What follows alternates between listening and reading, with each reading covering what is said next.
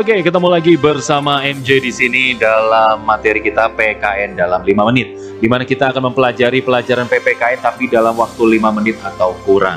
Nah, hari ini kita akan belajar mengenai kedudukan Pancasila bagi bangsa Indonesia. Jangan lupa ya, sebelum kita lanjutkan bahwa PKN itu keren, belajar Pancasila itu keren, belajar PKN itu keren. Oke, kita lihat selanjutnya seperti apa. Baiklah, kita akan mulai dari fungsi dan kedudukan Pancasila terlebih dahulu.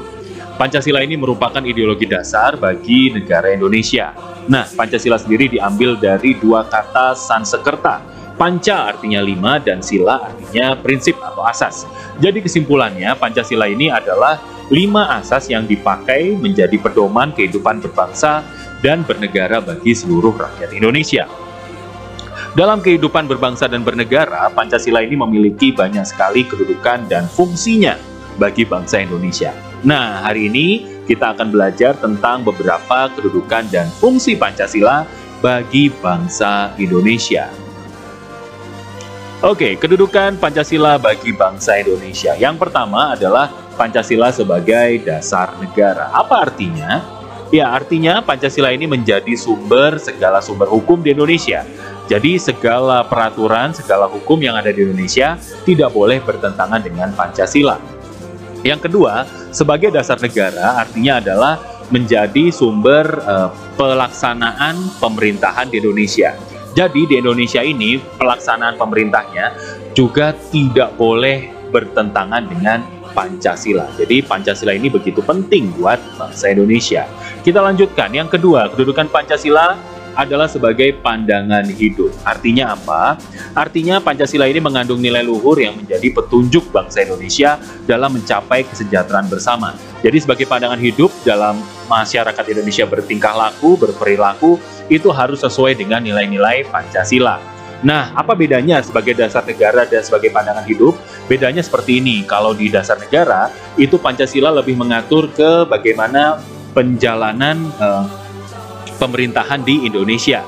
Jadi Pancasila mengatur seperti apa harus melakukan pemerintahan atau melakukan tata hukum yang ada di Indonesia. Sedangkan sebagai pandangan hidup, ini lebih mengatur ke perilaku setiap masyarakat, setiap manusianya yang ada di Indonesia, bagaimana harus berperilaku sesuai dengan nilai-nilai Pancasila. Jadi jelas ya, itu bedanya sebagai dasar negara dan sebagai pandangan hidup. Kita lanjutkan yang ketiga.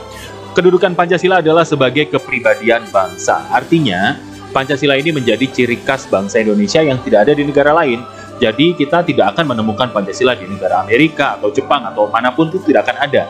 Dan Pancasila ini adalah menjadi satu-satunya asas yang paling sesuai bagi bangsa Indonesia. Kenapa? Karena Pancasila sendiri diambil dari nilai-nilai kepribadian bangsa Indonesia itu sendiri.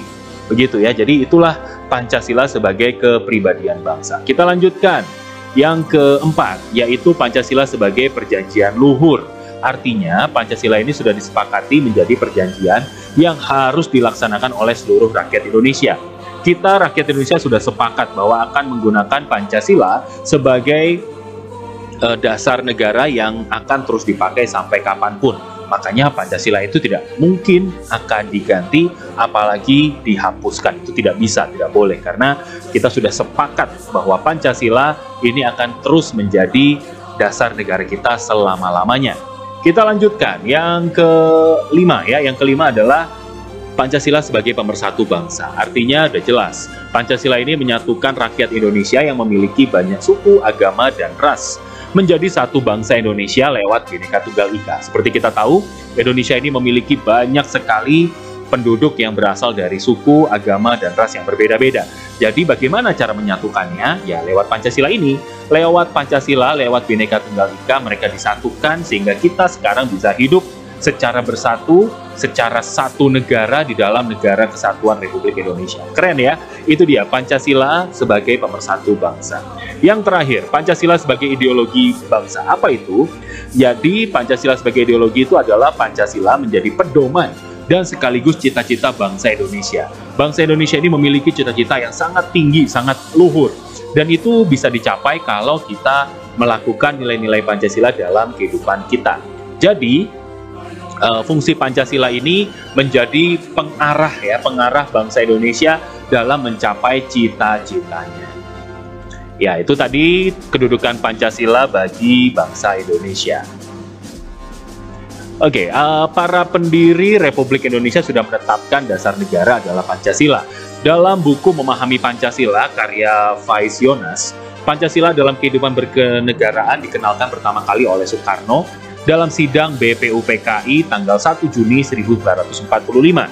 Bagi Soekarno, Pancasila adalah isi jiwa bangsa Indonesia yang sudah turun sekian abad lamanya dan terpendam oleh kebudayaan asing. Sehingga Pancasila tidak hanya falsafah negara, tapi juga falsafah bangsa Indonesia sendiri. Pancasila dijadikan sebagai dasar negara Indonesia. Ya, jadi itu kesimpulannya mengenai kedudukan Pancasila bagi bangsa Indonesia. Cukup banyak ya, tapi ini membuat bangsa Indonesia menjadi bangsa yang maju dan bangsa yang bersatu. Jadi tetap lakukan Pancasila dalam kehidupan kita sehari-hari dan tetap belajar PKN, karena belajar PKN itu keren, belajar Pancasila itu keren. Kita ketemu di video-video yang lain. Terima kasih dan bye.